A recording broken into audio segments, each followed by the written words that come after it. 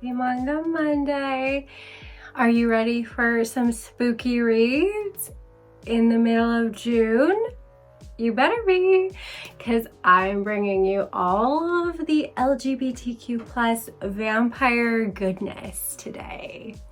I gotta say, I absolutely loved all of these books. Like, I really did enjoy them all. I will be going and tackling them from like what I would consider the weakest to my favorites, like my top two. But just know, it's very small margins.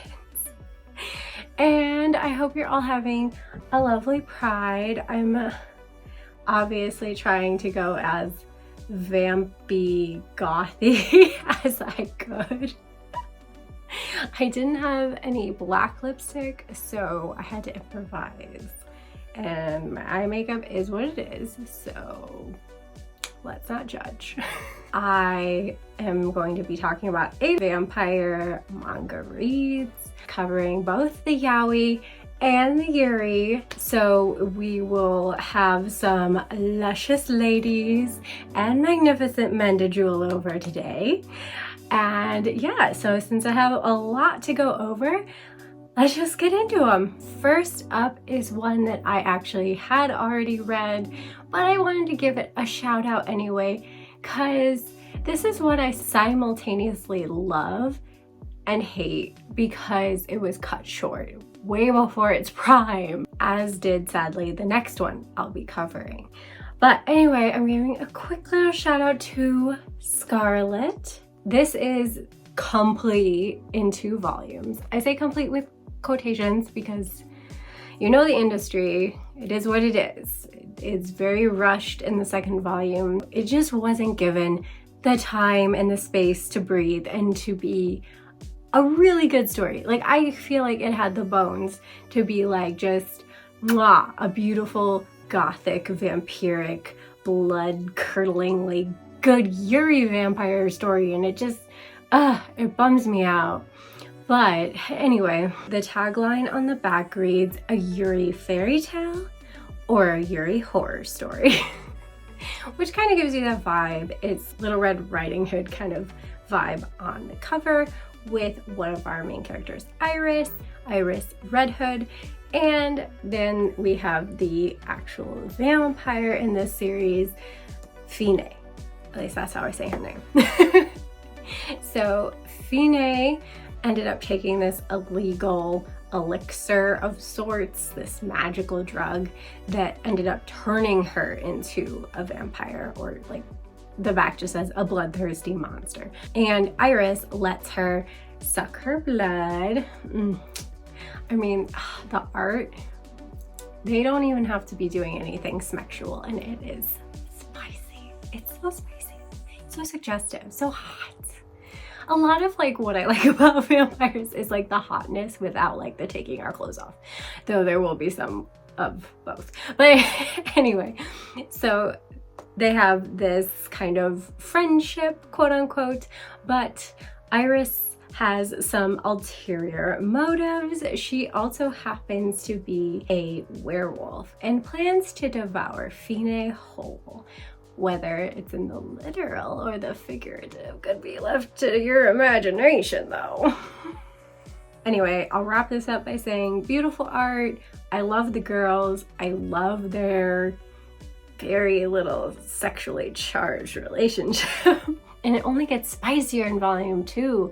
And I just feel like, it just would have been perfect if we could have kept going, because the plot itself is pretty strong if it didn't have to just quickly be all wrapped up in a messy bow in the second volume to like make a kind of complete story whole. But yeah, other than that, I really do enjoy this one. Really just love those like gothic vibes, and the action is nice. I like me a story with some action in it, so yeah. There's also some mystery sprinkled in, of which of course get like rushed, but it is what it is, an incomplete complete story. Yeah, so we'll move on to the other incomplete complete read, and that is Killing Me. So this is so sad because it's cut at 1. Like, this is all you'll get unless we have a crazy Yuri miracle and we get another volume.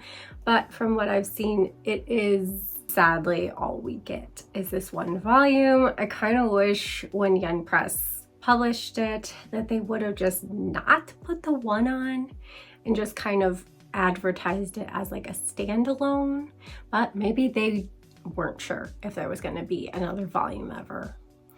But anyway, regardless, treat it more as a standalone and I don't think you'll be as annoyed by it.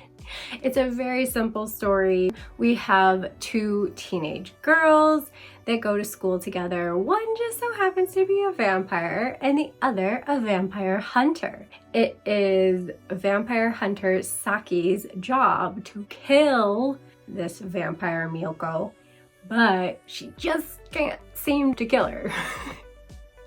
And it's good, they're so cute, and they have this like adorable relationship, and you're just like, hell no, don't you kill her?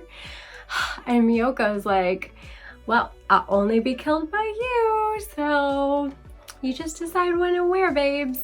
And it's like, you guys are too cute. And yeah, again, art is very fluffy. I like the art style in this one as well.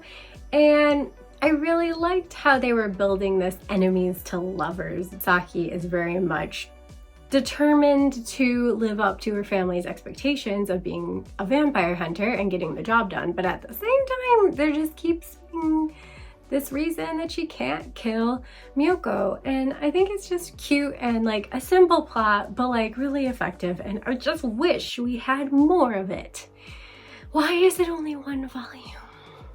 And a pretty thin volume at that. Like, I wouldn't say not to pick it up because as with Scarlett, I really do love what I get. It's just that I do not get enough. Like, so if you're someone that's going to be bothered by not really having a satisfying conclusion, then maybe don't pick either of these up. But for Killing Me, I would say like nothing is like really plot heavy in this one. So like to me, it's just this little slice of life in this vampire vampire drama. We're switching gears from the Yuri to talk about BL or Yaoi. This one is complete. It's complete at 2 volumes, but the ending definitely feels more complete than Scarlett, don't worry. And this one is The Black Cat and the Vampire. So this one takes place in an all-male dormitory, and there's suddenly a rumor flying around campus that someone has been attacked by a vampire. We have the quiet and studious Yuki, who has little interest in these rumors until he realizes that the student council president Jean, I'm not good with names. So anyway, we'll just say Jean is behaving suspiciously. I have a little bit of a discrepancy with this synopsis because I just don't see how he's behaving suspiciously, really. Like, that to me, Yuki just starts suspecting Jean and thinks he's a vampire with little, if any, reason to back this up. Like, Jean is just a very charismatic, energetic, kind of silly, goofy guy, on the surface at least.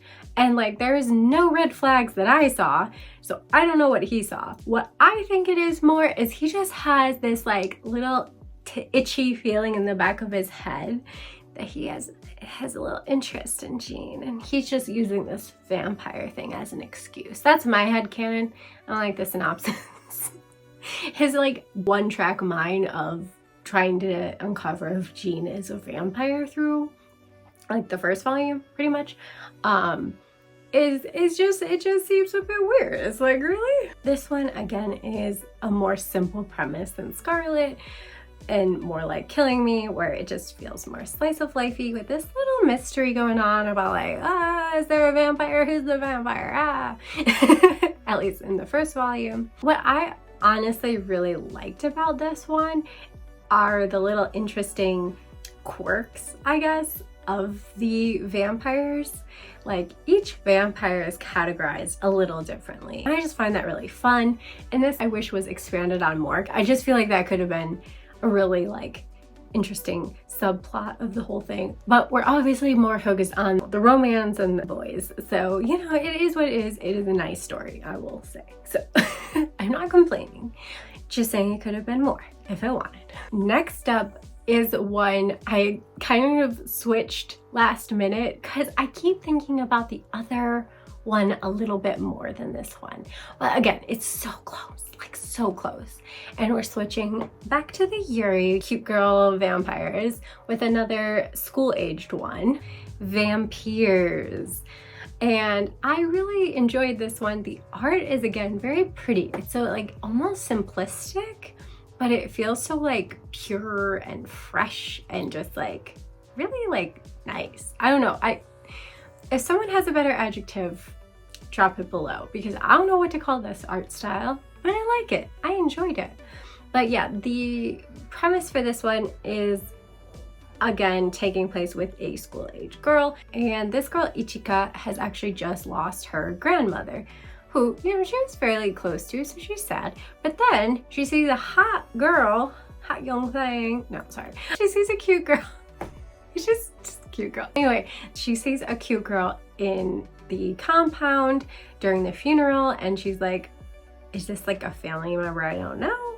But she ends up talking to this cute girl, Aria, and Ichika is like immediately like head over heels for this girl. And she's immediately intrigued with her, so she goes and wanders around looking for this mysterious key that Aria knows about that her grandmother had. And the girl's saying some weird things, the way she talks about like knowing her grandma and stuff.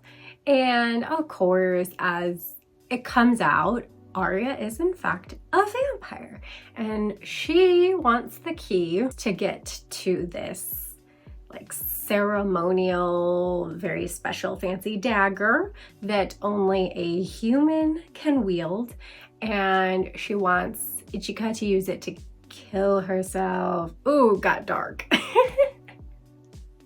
Sorry, said that with like no remorse. Anyway, Ichika is definitely not about that because she's smitten. She's a smitten kitten. And so she's trying to convince Aria not to, you know, and she's like, no, I'm not going to do it, so don't do it. And yeah, that's pretty much the gist of the first volume. I have to say I giggled out loud at the very end when Aria joins her class. I just thought it was really funny, and I really like the kind of melding of this lighthearted, silly goofiness with this very much like darker, deeper undertone going throughout, because like this like hundreds-year-old vampire is like, I'm just tired, I'm just done. But then she's also just a silly, goofy girl, and I love the dichotomy of it. It makes for a fun time. Like Aria is definitely my favorite character.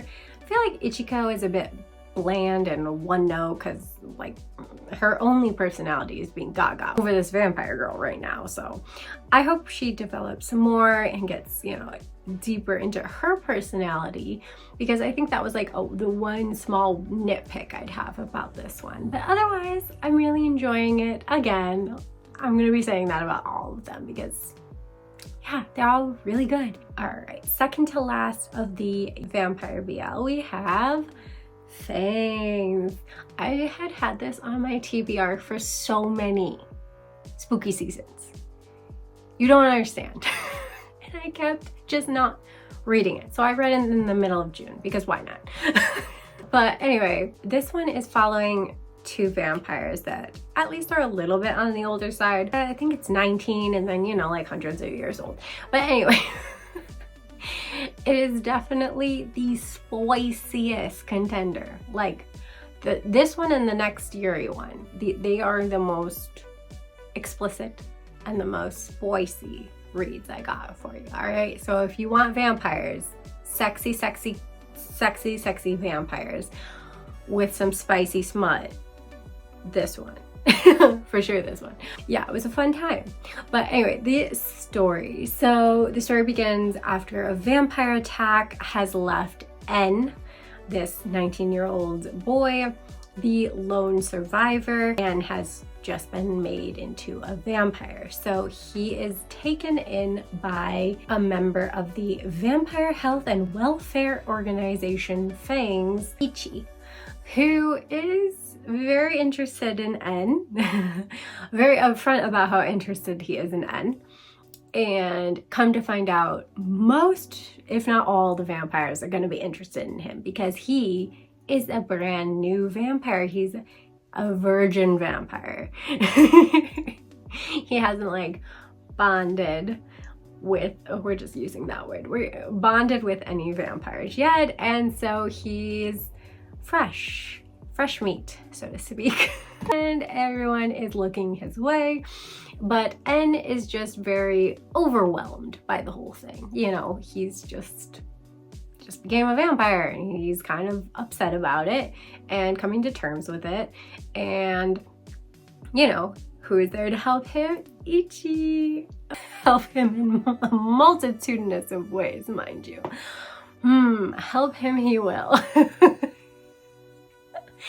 So yeah, there's a lot of darkness to this one as well, kind of like Vampeerz, where you have this comedic surface level, but then you see the dark undertones of like how much time wears away on these vampires. And like there's one vampire who's lost his pair bonded matey person with, and I'm not laughing because it's sad. And so he's very depressed, and you know, he's thinking about, you know, I don't want to be here no more. So yeah, again, there's this duality of cheerful, joking on the surface, and this kind of depressed and brooding darkness below. And yeah, again, it works for me. And then of course you add in this boys, and yeah, it's a fun time. And I'm super excited that volume 3 has officially been announced and is like up for pre-order. If I'm not too lazy to look it up, I'll put it there. But just know volume 3 is finally coming out because it has been a while, which I think is another reason I was just like putting it off, because I'm like, well, it's not finished and there's no notice of when we'll get a 3rd volume, but it is on the horizon. We have hope, so I'm very excited for more of Ichi and N because they're super cute, and the art is just mwah. Oh, it's spicy fire, it's hot, it's just, who those yaoi hands, can I just say, oh, what is with them? Like, how were they able to draw those hands just so like sexy? You know, is it just me? Am I the only weirdo who thinks these hands are sexy? All right, but anyway, enough about sexy hands. Let's go back to the most salacious Yuri that I have to talk about. Next up, we have Gunbured sisters. So again, this and Vampeerz kind of equal for different reasons. This one has a lot of ecchi to it, but done in a just a very like nonchalant way. And it's very steamy at times, very nice at times, because these girls I don't usually like the big-breasted women, let me tell you, okay? Dorothy here, she got them double Z's. I don't freaking know what to call them. They're humongous. I don't usually like that disproportionately over the top, huge boobs. But Dorothy's personality, I love it. So I don't care. I don't care about the outrageously large boobs. She's hot. I love her. Her personality is twisted as fuck and I love it. I am here for it. But yes, let me back up and explain the premise. So in this world, there are vampires, there are humans, and there are also Vampeerz, which are like human vampire hybrids. And that is what Maria is. So Maria is on a quest to find her younger sister who had been taken from her, and she's beating up all the vampires, killing them all, trying to like find out what happened to her sister. And Dorothy, on the other hand, is looking for a Vampeerz, and she wants to use that Vampeerz's powers to get rid of every single vampire in the world. She's also part of this mysterious group of people known as the Crimson Sisters, and it's like their job to like go around killing them vampires, but like she's kind of like the head girly, and so they're almost trying to talk her out of getting in on the action and just like taking a seat back. But Dorothy's like, no, I'm a crazy bitch. I want to do this with my own hands. And she is a crazy bitch. Oh, I love her twisted personality. Did I mention that? I know I did. Can I just say it again? She is so unhinged, and she, just through pure happenstance, finds her fateful Vampeerz, Maria, and offers the half-vampire one chance at survival. Become my pet. Like I said, the girl be twisted. Like, I love how a human says that they think that Maria, who is actually only half human, is more human than Dorothy, and like he's only speaking the truth. Like Dorothy, but that warped personality is just so fun. So yeah, this is why they got pushed up just a little bit above Vampeerz. And I also do like the more action-packed, fast-paced storyline as well than just like another school age one, you know. But I will say, like, definitely don't pick this one up if you want like a grounded story. If you want campy fun goodness, this is for you, like I do. And this one is complete at 4 volumes. I haven't read it yet, so we'll see. I hope it'll feel more complete than Scarlett, but I don't know. We'll see on that front. It definitely gives me those early 2000s major ecchi vibes, but it's fun. It's over the top, and the girls be cute together. They be hot together, actually.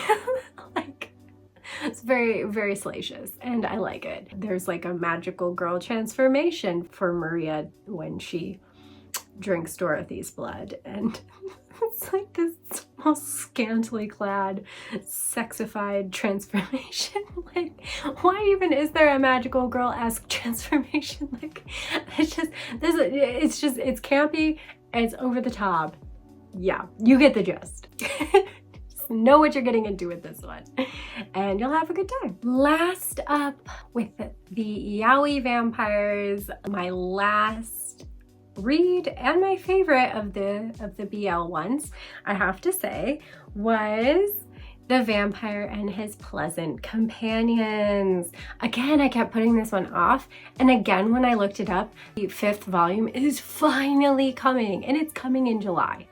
It's so soon. I am so excited because I just finally read it, and I ended up reading volumes 1 through 3 in one day. Like, I was suckered in. I suckered in deep. And we went from like the most salacious ones to like the most pure. Like this bitch is pure. All right. It is a slow burn. Another like glacially slow burn romance. They straight up don't like each other for most of the first volume. So yeah, it's taken its time. I'll just say that. So if you are not a fan of a slow burn romance, this isn't for you. But oh man, there's something about it. Just the angsty, the little moments of them getting closer. Just I'm gonna need to take the sweater off. I'm getting hot in here. Anyway, so one of our main characters, Albert, who's actually from the United States, ended up being turned into a vampire, and for 8 years now has been living as a vampire, but he kind of got the shittiest end of the stick that one could get when being turned into a vampire. They did him dirty. He was not like turned into I guess what should we say, like a normal vampire. He's living in like a messed up reverse Fiona situation from Shrek, where by day he is a bat and by night he is a human. And this leads to some unfortunate hijinks for Albert when he accidentally gets frozen and shipped to Japan. So upon waking up in Japan and transforming into a guy, which I do have some questions. Is it because he's frozen that he doesn't transform back and forth? Like, I'm gonna just go with that. But anyway, he's frozen as a bat, wakes up, de-thaws in the bathroom of this like meat warehouse place, and you know, promptly turns into a butt-ass naked dude. And you know, of course he gets sent to the police, then he disappears, and there's just a bat in his cell by the morning, which is just leading to confusion and mayhem. I will say I got a little annoyed that they wouldn't just accept what the fuck is going on. It's pretty freaking obvious.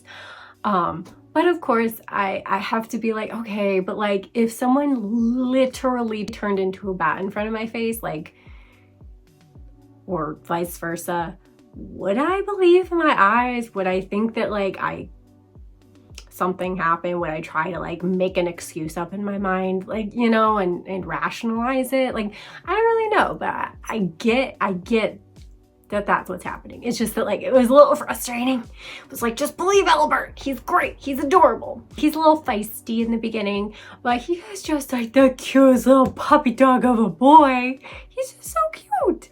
He is just like, oh my god, he just wants, oh my god, he just wants to be useful. And the little boy, the little baby boy, he's yeah, I just loved him. He's a soft little boy. Anyway, he, through, you know, this crazy happenstance, ends up living with Akira, a Japanese guy. He just so happens to be a mortician. There is a lot of animosity towards Albert in the beginning from Akira. He is skeptical of him, he doesn't trust him, he doesn't know why he has to like be saddled with him, which fair enough, like a random bat transforms into a naked dude and then you're supposed to just take care of him now, because like seriously, like how can he get back to America? How can he like live in Japan? He can't even speak the language, like, you know. So he is kind in a way, but he's that cold personality for sure. And you know, I'm a huge softie for a cold boy, and oh my god, he is such a cold boy. He's anyway, so I really love their relationship and how like full of this like angst and this like Albert's trying to go over the top to please and make himself useful to Akira, and Akira getting annoyed with Albert, and just like them slowly getting closer, but like the misunderstandings, and it's so cute. It's so cute. I really do enjoy it. I'm really looking forward to reading volume 4, which I just haven't gotten around to reading yet, and of course picking up and reading volume 5 when it comes out. Again, such good timing to have finally picked this series up when we get a new installation, because again, this one also had been a while since volume 4 was published. But yeah, let's get into our final Yuri vampire read. My favorite Yuri vampire read, again, very small margin, very tight, but the one I did enjoy the most was Kiss the Scars of the Girls. If you read both of these, you will see there's a commonality in the fact that there is a more optimistic, more puppy dog character paired with a cold, unyielding character. So I have a type, and that is what the type is. Again, we have the very cold and distant Eve, and the more happy-go-lucky, or at least she's trying to be, even in the face of Eve, who is a cold winter's breeze, Emile? You know, we do our best here. This is a kind of school exclusive to teaching vampires. So everybody at the school is a vampire, which I really like when you're just like kind of surrounded in vampires. But I mean, obviously I like them all, but like I do find it fun to just like delve into this world of vampires, like in Fangs and in this one. And in this boarding school for vampires, at age 14, you are paired up with a big sister. So Emile is paired up with Eve, but Eve refuses to have a little sister. She refuses to become close with anyone, really, it seems. And the big sister's job or duty or whatever is really just to show young vampires the ropes and of what is out there in the world beyond their school, which happens to be fraught with danger because being vampires, when they go out at night and they feed on a human, they are then targeted by vampire hunters.